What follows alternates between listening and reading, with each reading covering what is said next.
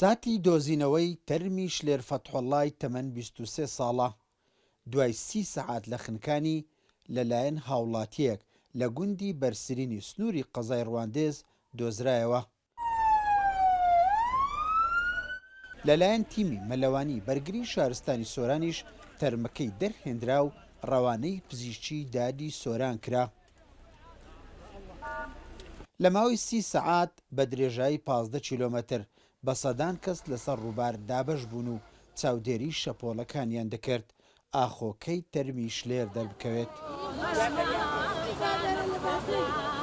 چیش گۆچی هاوار کرد کۆتی تاکەم کەتەوە باری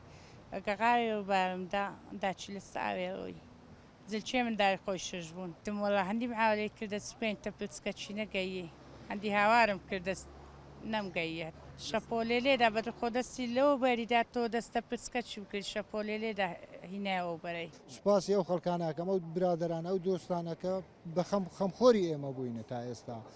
لێرە بە دووری تقریبا 10 کیلۆمتر 11 کیلۆمتر بە دوای داگەڕین هەندێک نزیکەی بەرزێوەش خواردتر ڕاستە لە دەستدانی جوانە مەرجەیەک زۆر کارەساتێکی گەورەیە بەڵام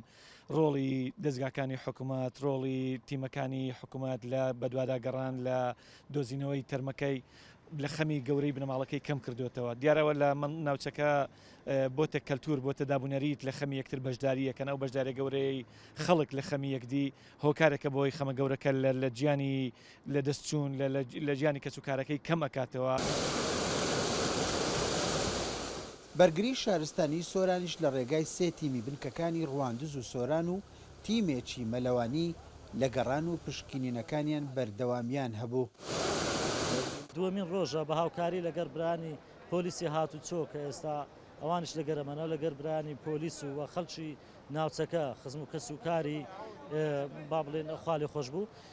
طبعاً ئێمە لە گەڕان و پشکنین و بەدواداچنیت لە هەوڵ بەردەوامین هەروەک دیاریشە کە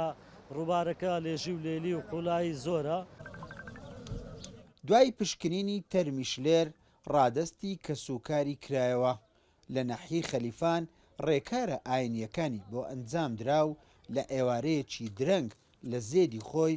لە گوندی ئافریانی دەشتی هەریر بە خاک سپێردرا.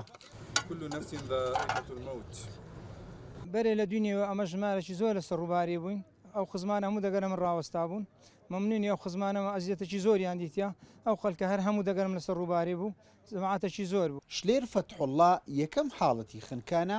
ئەمساڵ لە سنووری ئیدارەی سۆران تۆمار دەکرێت ساڵی ڕابردوو 14 حاڵەتی خنکان تۆمار کراوە. بە دووری 10 کیلۆمەتر لە شوێنی هەڵخلیسکانی شلێر فەتحوڵڵای تەمەن 23 ساڵ دوای 30 سەعات لە ونبوونی لە گوندی بەرسرینی سنووری قەزای ڕەواندوز دۆزرایەوە لە گوندی ئافریان لە شوێنی لەدایکبوونی بە خاک سپێردرا. ئیسماعیل عوسمان کورسات نیوز گوندی ئافریانی دەشتی هەریر.